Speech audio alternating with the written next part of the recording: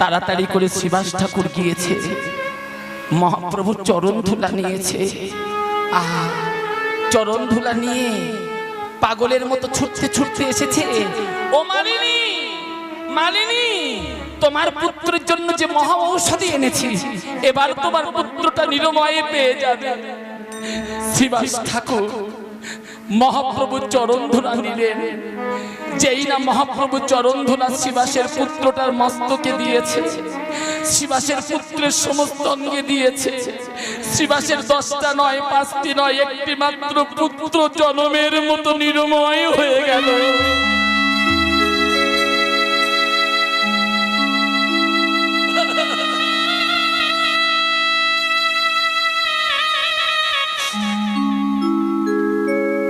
পুত্রটি মারা গেছে।